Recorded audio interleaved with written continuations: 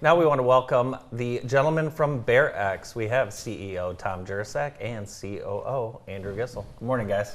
Morning, guys. Good morning. Good to see you. We recently ran into each other at the JAMA golf outing. I didn't win. I won straightest drive. You guys were the talk of the outing. Well, we appreciate that. Yeah. Besides his straightest drive, we did run on that. So, did you place your ball there, or did you hit that? It was a centimeter. It was unreal. Yeah. No, I have a plaque. It's upstairs. I'll get a chance to show it to you guys before you leave. But you guys took advantage of the golf outing and had a heck of a setup. We did. We decided let's try to go overboard, right? So we did 2 tents, one on each side of the cart path by hole 5, and we didn't bring a picture of our booth babes, but our wives came and they actually worked it for us. Booth babes. I like that. Yeah, that's good. Yeah, they're okay with that. So okay. They're really cheap. They're free for us, and they're actually really good. So they enjoy. And they did a great job. They were also wearing Bearex apparel, so it looked like an extension of the staff, really. Absolutely. Some people might think Bearex is an apparel brand. That's an okay thing. Yeah. But really, it is. It's not. It's an insights. It's data. Can you give us a thumbnail description of what Bearex is?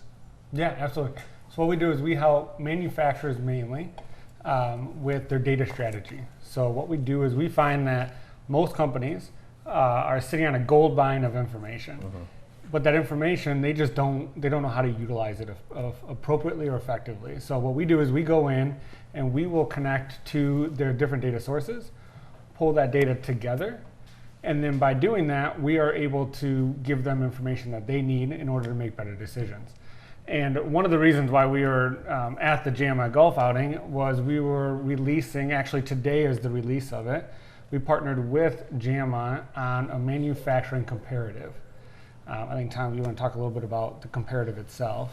Yeah, this has been a long time coming for me. Back in the prior life of the CPA world, I used to keep manufacturers' data on a spreadsheet. So I would get asked a question, what's the average rent per square foot? What's the average sales per employee? Things of that nature. I'd have that answer, but I was just ready as more of a reactive when someone asked. And then being on the JAMA emails for the last 15 years, I would see someone would email Bill and now Olivia and ask them a question, and the response would be aggregated and be cut and pasted and sent back out. And so we thought, we're going to all these manufacturers and we're getting all these questions. What if we made, this is right up our bailiwick, what if we made an easy way to answer these questions and then to get the insights into it? So what we've seen is basically it's 40 questions, and with that we're able to provide a tremendous amount of insight to our manufacturers in town here and around. So the concept is it's not static. This is a live being, really. So we're encouraging all manufacturers, if you have a question that you want answered, shoot that to us and we want to add it in, so for future we can have that. So whenever someone wants a question and something comes up, COVID would have been the perfect example. Right.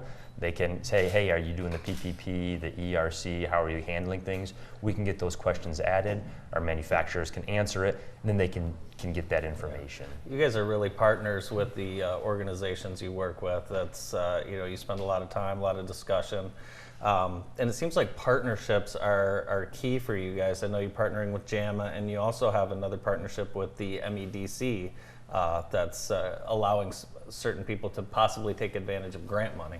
Yeah. So the Industry 4.0, which is where manufacturing is headed, and what that is all about automation, right? And including automation into the manufacturing process. And so the MEDC has a limited grant right now. It's up to $25,000 per manufacturer within the state of Michigan to take advantage of in order to step into I4O or Industry 4.0 technologies. And one of the pillars of that I4O is big data or data analytics. Because as they add in automation, robotics, other aspects of that, one thing that usually is a piece that gets missed is the data and how that communicates together. And rather than creating more silos, What the big data and data analytics does is kind of brings it together in order to provide better information.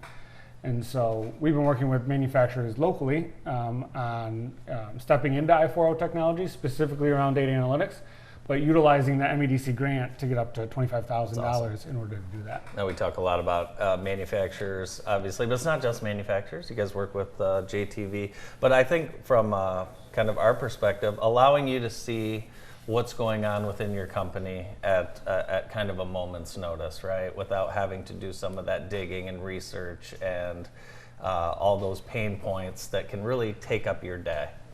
One of the things that it's almost everywhere is succession planning, right? So I guess here's a view of the manufacturing comparative. Sure. So after information is entered, this is fake data at this point, just to throw numbers out there. It's live today again, but looking at things like how much does an employee pay per week for insurance, for a single, for a double, for a family? What's the average retirement match? How many leave time hours does an employee get their first year, their second year? Shift premiums. What about sales to direct, sales to total employees, return on investment, things of that nature. So information that helps give our manufacturers insights, how they compare and what they should be thinking about. It's a very tight labor market. Almost everyone's trying to diversify at this point, trying to get more industry, more work.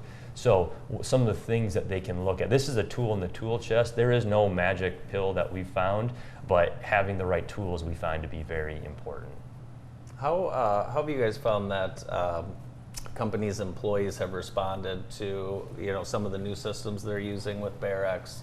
Are you finding that more proud of their job, more proud of their numbers, and really more focused on some of those daily tasks? We've been implementing more and more data visualization with supervisors. Okay. And so really pushing down it's really delegating down. You guys, I don't know about you, but it seems like things get delegated up quite a bit. So that really is an opportunity to provide the information they need and delegate that down. So we've been able to do that with a handful of dashboards, and so these employees, they're really taking pride in having the ability to do that. It basically gives them more than a gut feel, more than just walking by a machine, seeing it's down or seeing someone struggling. It puts what's wrong right in front of them. So we focus on the bad, not the good, and that exception reporting is really, I think, one of our core tenets that sets us Is apart. Bearex just for big companies or medium to big companies? There's anyone that has data is really who we can work with. So if we generally like to say if you're continuous improvement minded and you have data, we're a great fit. So we have a process that showed earlier in our process map, and that process is what we take everyone through, and it helps define areas that we could be of assistance, and we'd like to schedule that out, map it out with our clients, and make sure that's as we can see right here. And I think also to the question of the size of organization, one is you do need data, right? So anybody that has data, we got to start there.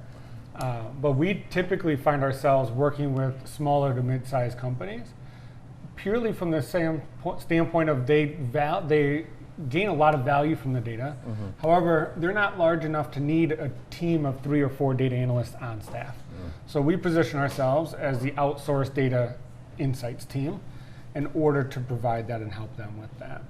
And what we do is when we work with a client, we use our process, which we start with a little bit of a discovery, just kind of talking through what are the priorities, how are you using data today, what are the systems you're using, get a little bit of an analysis. But from there, we like to look at the operations.